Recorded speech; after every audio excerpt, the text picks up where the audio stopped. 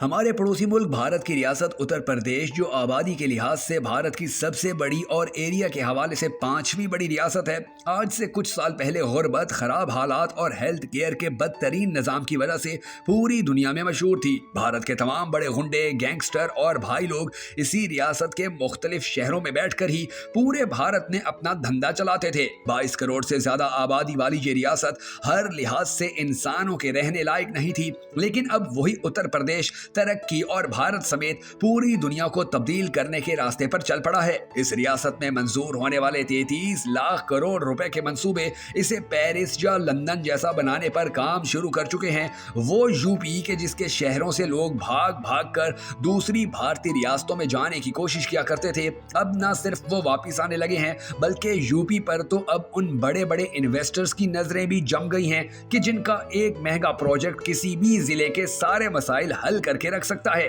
U P کے بارے میں اب دنیا کے بڑے بڑے ماہرین کہنے لگے ہیں کہ یہ بھارت کی وہ سب سے پہلی ریاست بننے جا رہی ہے کہ جو اپنی 1 ٹریلین اکانومی کے ٹارگٹ کو پورا کر لے گی۔ بھارتی ماہرین نے بتا دیا ہے کہ یو پی 2047 تک پورے بھارت میں سب سے زیادہ امیر ریاست بن چکی ہوگی۔ اس ریاست کی ترقی کتنی تیزی سے آگے جا رہی ہے، اس کا اندازہ آپ اس بات سے لگائیے کہ سال 2017 کے دوران اس ریاست کی ایکسپورٹس 88,000 روپے تھی، جو 2020 میں 1 لاکھ کروڑ روپے تک چلی گئی۔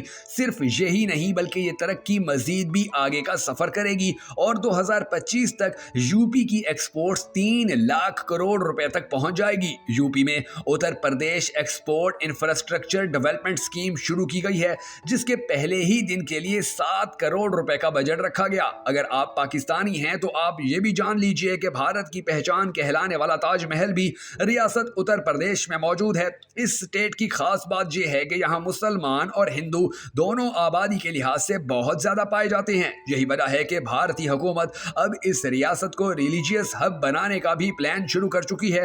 ایودھیا، وارانسی، متھورا اور پراگراج میں بڑے بڑے ہندو مندروں اور مساجد کو بنانے کے لیے اربوں روپے رکھے گئے ہیں۔ پراگراج میں ہونے والے دنیا کے سب سے بڑے میلے مہا کمبھ کے لیے بھی سال 2025 میں 100 کروڑ روپے کا اضافی بجٹ رکھا گیا ہے، جس میں پوری دنیا سے سیاح شرکت کرنے کے لیے آتے ہیں۔ یو پی ریاست کے ایودھیا کو ورلڈ کلاس سٹی بنانے کے لیے 32,000 کروڑ روپے کے فنڈز رکھے گئے ہیں۔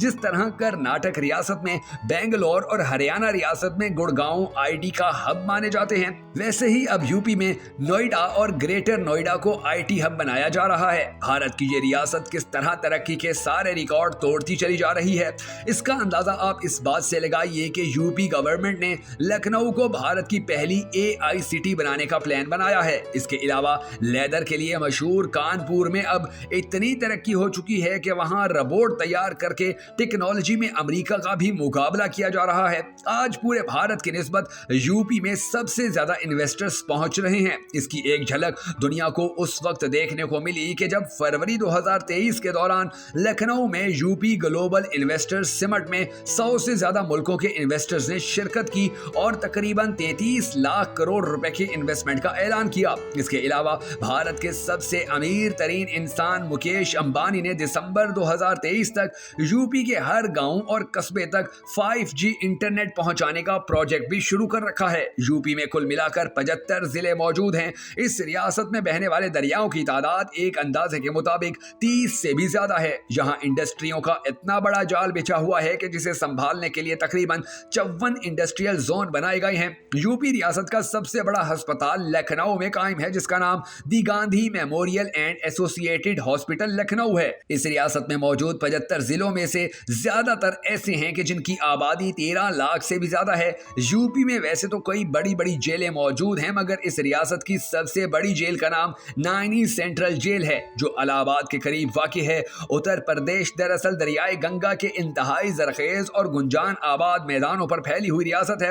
اس کی سرحدیں نیپال کے علاوہ بھارت کے ریاستوں اترانچل، ہماچل پردیش، ہریانہ، دہلی، راجستھان، مدھیہ پردیش، چھتیس گڑھ، جھارکھنڈ اور بہار سے ملتی ہیں۔ اتر پردیش کا انتظامی و قانونی دارالحکومت لکھنؤ ہے، جبکہ اعلیٰ عدالت الہ آباد میں قائم ہے۔ ایک زمانے میں ریاست اتر پردیش قدیم اور قرون وسطیٰ کی طاقتور سلطنتوں کا گھر تھا۔ ریاست کے 2 بڑے دریا گنگا اور دریائے جمنا الہ آباد میں ملتے ہیں اور پھر گنگا مشرق کی طرف مڑ جاتا ہے۔ इस रियासत में कई मशहूर तारीखी, कुदरती, मजहबी और सियाहती मकामात मौजूद हैं, जैसा कि आगरा, वाराणसी, राय बरेली, कौशाम्बी, कानपुर, बलिया, श्रावस्ती, गोरखपुर, अनाव, चौरी चौरा में वाक़ गोरखपुर, कुशीनगर, लखनऊ, झांसी, इलाहाबाद, बदायूं, मेरठ, मिथिला, जौनपुर, उत्तर प्रदेश और मुजफ्फरनगर। उत्तर प्रदेश भारत की एग्रीकल्चर यानी ज़राअत में एक अहम मकाम रखता है।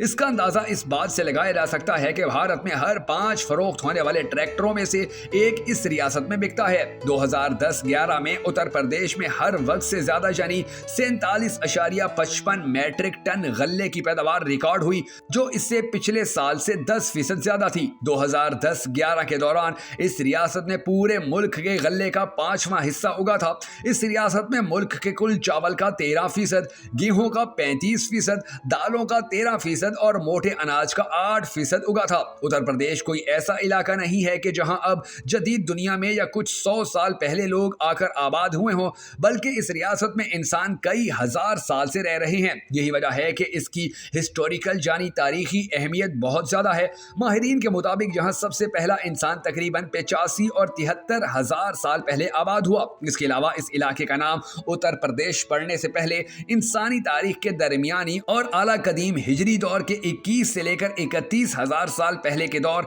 यानी वस्ती हजरी और खुर्द हजरी दौर की आबादकारी के निशानात प्रतापगढ़ के करीब मिले हैं, जो 9,550 कबल मसीह कदीम हैं। दिलचस्प बात यह है कि इन आसार में ऐसे गांव भी मिले हैं जिनमें पालतू मवेशी, भेड़ें, बकरियां और ज़राअत का सबूत मिलता है, जो 6,000 कबल मसीह से शुरू होकर आस्ता आस्ता 4,000 ता 1,500 कबल मसीह में वैदिक दौर की वादी सिंध की तहजीब और हड़प्पा तहजीब के आगाज तक जाता है। 2011 की मरदमशुमारी के मुताबिक उत्तर प्रदेश में मुसलमानों की तादाद 3,84,83,000 थी और इस एतबार से उत्तर प्रदेश में मुसलमानों की तादाद दुनिया के 38वें बड़े मुल्क पोलैंड से भी ज्यादा रही। पोलैंड एक यूरोपीय मुल्क है जहां ईसाइयों की अक्सरियत है। इसकी आबादी 2011 में 3,78,46,000 थी। इस रियासत की सबसे दिलचस्प बात यह है कि साल 2017 के इलेक्शन के दौरान इस पूरी रियासत में सियासी कैंपेन पाकिस्तान के नाम पर ही की गई थी। इंडियन रियासत उत्तर प्रदेश के असेंबली इंतखाबात में इंतखाबी तकरीर और मुबाहिसों में पाकिस्तान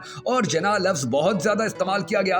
हालांकि उत्तर प्रदेश का पाकिस्तान से बराह रास्त कोई ताल्लुक नहीं है और ना ही उत्तर प्रदेश की सरहद पाकिस्तान से मिलती है, लेकिन पाकिस्तान और जना उत्तर प्रदेश के इंतखाबी माहौल पर हावी रहे। 2017 में ही समाजवादी पार्टी के सदर अखिलेश यादव ने सबसे पहले अपने बयान में बानी पाकिस्तान मोहम्मद अली जना का जिक्र किया। उसके बाद जना सियासी और इंतखाबी तकरीरों और मुबाहिसों का मरकज बन गए। साथ ही एक इंटरव्यू के दौरान अखिलेश यादव ने कहा कि हमारा सबसे बड़ा दुश्मन पाकिस्तान नहीं बीजेपी है। उनका यह बयान देखते ही देखते भारतीय मीडिया पर छा गया। अखिलेश यादव के इस बयान पर रद्द-ए-अमल जाहिर करते हुए बीजेपी के तर्जमान संबत पात्रा ने कहा कि जो जना से करे प्यार वो पाकिस्तान से कैसे करे इनकार। उत्तर प्रदेश के वजीर आला योगी आदित्यनाथ ने भी अखिलेश यादव को निशाना बनाते हुए कहा कि जो लोग पाकिस्तान को दुश्मन नहीं समझते वो जना को दोस्त समझते हैं। सिर्फ यही नहीं बल्कि इसके बाद उत्तर प्रदेश में जाट बरादरी के एक सियासी प्रोग्राम में मरकजी वजीर दाखिला इमत शाह ने कहा कि आपसे हमारा रिश्ता तो 650 साल पुराना है, आपने भी मुगलों से जंग की,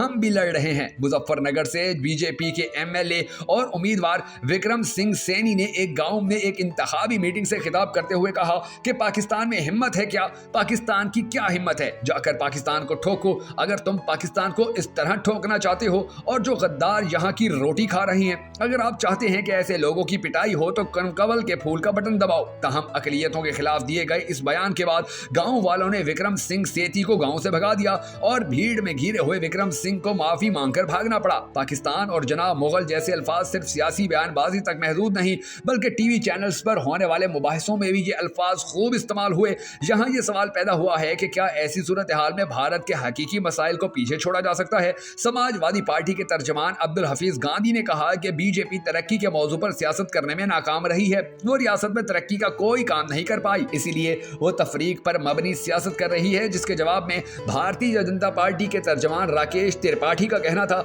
कि तकरीर में पाकिस्तान का नाम और जना की बात अखिलेश यादव ने की है। सरदार पटेल के यौम पैदाइश के दिन पूरा मुल्क राष्ट्रीय एकता दिवस यानी यौम इत्तेहाद मना रहा था और अखिलेश یادو بغیر کسی سیاح کو سباق کے جناح کی تعریف کر رہے تھے۔ اکھلیش پاکستان کا نام لے رہے ہیں، اکھلیش جناح کا نام لے رہے ہیں اور بی جے پی پر یہ الزام لگایا جا رہا ہے کہ ہم الیکشن میں پاکستان اور جناح کو لا رہے ہیں، ہم صرف ان کے بیانات پر رد عمل دے رہے ہیں۔ یہ صاف بات ہے کہ الیکشن میں پاکستان اور جناح کا نام لے کر کون فائدہ اٹھانا چاہتا ہے۔ پھر اس کا جواب دیتے ہوئے سماج وادی پارٹی کے ترجمان عبدالحفیظ گاندھی نے کہا کہ جہاں تک سماج وادی پارٹی کے صدر اکھلیش یادو کے بیان کا تعلق ہے، انہوں نے ڈاکٹر لوہیا کی شخصیت پر بات کی تھی۔ ان کے اس بیان کو سیاق و سباق سے ہٹ کر پیش کیا جا رہا ہے۔ ان کا کہنا تھا کہ انٹرویو میں ان سے چین کی سرمایہ کاری کے بارے میں بھی سوال پوچھا گیا تھا۔ سابق chief of defence Bipin Rawat نے بھی کہا تھا کہ انڈیا کو سب سے بڑا خطرہ شمالی سرحد یعنی چین سے ہے۔ انہوں نے چین کو بڑا خطرہ بتایا تھا اور اکھلیش یادو نے بھی ایسا ہی کہا تھا۔ بی جے پی اسے پروپیگنڈے کے لیے استعمال کر رہی ہے۔ دوسری جانب اتر پردیش میں کانگریس کے اقلیتی امور کے صدر شاہ نواز عالم کا کہنا تھا کہ صرف بی جے پی ہی الیکشن میں پاکستان اور جناح کو استعمال نہیں کر رہی۔